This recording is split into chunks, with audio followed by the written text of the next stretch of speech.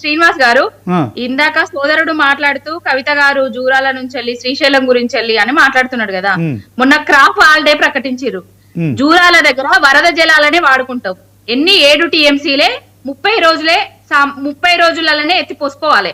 అదే శ్రీశైలం దగ్గర 215 టీఎంసీలు 220 రోజు నీళ్ళనే ఎత్తిపోసుకోవచ్చు.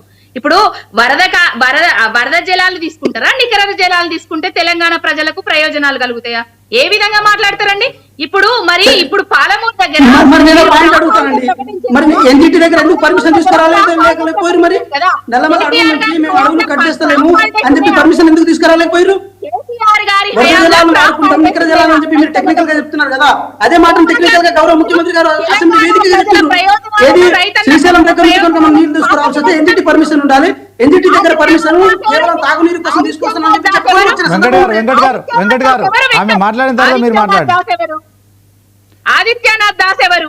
ఎక్కడి నుంచి వెళ్ళి ఇక్కడికి వచ్చి నీళ్ల మీద పెత్తనం చెలాయిస్తున్నాడు? ఎవరి కోసం ఇవన్నీ? అసలు తెలంగాణ ప్రజల ప్రయోజనాలు తాకట్టు పెట్టిందే కాంగ్రెస్ పార్టీ. 2013 ఈ నీళ్లు గింతే అనేసి చెప్పిందే కాంగ్రెస్ పార్టీ. అది టెంపరవరీగానే అనే ఉద్దేశంతో దాని మీద సంతకాలు పెట్టడం జరిగింది. దాన్ని చదవకుండా మొత్తం కేసీఆర్ వేసిండు, ఆంబూం బుషి వేసిండు, చేపల కూర తిన్నాడు, ఇట్లాంటి మాటలు బంద్ చేయండి. అసలు పాలమూరు ప్రాజెక్టుకు అటవీ శాఖ అనుమతులు తీసుకొచ్చింది ఎవరండి? భూసేకరణ చేసింది ఎవరండి? అక్కడ ఏదులా పంప్ హౌస్ అక్కడికి పోయి ఒకసారి చూడండి మీరు. మొన్న మేము వెళ్తే అసలు కేసీఆర్ గారు ఏమీ చెయ్యలేదు అని చెప్పారు. కేసీఆర్ గారు ఏం చేసిండ్రు? అక్కడ బాహుబలి మోటార్ల కన్నా ఎక్కువ సామర్థ్యం ఉన్న మోటార్లను తీసుకొచ్చి పెట్టిండ్రు. నార్లాపురం రిజర్వాయర్ దగ్గర నీళ్లను తీసుకొచ్చి పెట్టిండ్రు. కానీ మోటార్ వేస్తే స్విచ్లు వేస్తే కేసీఆర్ గారి ఆనవాళ్లు కనబడతాయని ఎక్కడికక్కడ వీళ్ళు కట్టడి చేస్తున్నారు. ఇంకొకటి గ్రావిటీ ద్వారా వస్తాయని చెప్తారు. 2 ఏళ్ల నుంచి 2008 జలయజ్ఞాన్ని ధనయజ్ఞంగా వేసుకునేందుకు వైఎస్ రాజశేఖర రెడ్డి గారు కాంగ్రెస్ హయాంలో తుమ్మిడిహెట్టి దగ్గర శంకుస్థాపన చేసిండు. మరి తుమ్మిడిహెట్టి దగ్గర 2008 నుంచి 2014 దాకా ఢిల్లీలో కాంగ్రెసే ఉంటది, మహారాష్ట్రలో కాంగ్రెసే ఉంటది, తెలంగాణలో కాంగ్రెసే ఉంటది. మరి తట్టెడు ఎత్తెందుకు పోయలేదు? గ్రావిటీ ద్వారా నీళ్ళెందుకు తీసుకురాలేదు మీరు?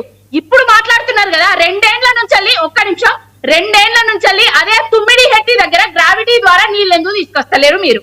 మళ్ళా ఇవాళ అక్కడ ఏంది నిజామాబాద్ దగ్గర వరద కాల్వది కొట్టుకపోతుంటే ఆ నీళ్లు ఈ రోజు నందిమేడారం దగ్గర నుంచి గాయత్రి పంపుల దగ్గర నుంచి మళ్ళా కాళేశ్వరం నీళ్ళనే ఎత్తిపోసారు.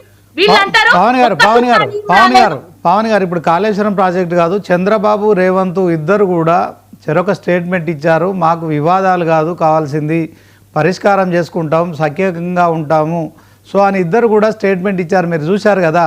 వెంకట్ గారు ఏమంటున్నారు? 299 టీఎంసీలకు మీరు ఒప్పుకున్నారు, అదే తెలంగాణకు మరణ శాసనం అయిందని చెప్పి కూడా వెంకట్ గారు అంటున్నారు. ఏం చెప్తారు? అది ఒప్పుకోలేదు అనేది అది టెంపరవరీ ఆర్డర్ మాత్రమే అనేది తెలంగాణ ప్రజలందరికీ తెలుసు. రేవంత్ రెడ్డి మరియు కాంగ్రెస్ వీళ్ళు తెలంగాణ ప్రజలను తప్పుదోవ పట్టిస్తున్నారు. ఏమన్నంటే కేసీఆర్ గారి మీద నెపం నెడుతున్నారు. వీళ్ళు చేసింది 2013లో వీళ్ళు తీసుకొచ్చిన దానికి ఆ టెంపరవరీ ఆర్డర్స్ అనేసి ఉన్నాయి. దాంట్లో ఒకసారి చూపెట్టమనండి. పర్మనెంట్ ఆర్డర్స్ దాని మీద కేసీఆర్ గారు సంతకం పెట్టిండ్రు. ఒకసారి ఆధారాలు చూపెట్టమనండి. పవన్ గారు ఒక్క నిమిషం. వెంకట్ గారు నేను మాట చెప్తాను. 299 టీఎంసీలు అనేది ఎవ్రీ ఇయర్ చేసుకునే అగ్రిమెంటు.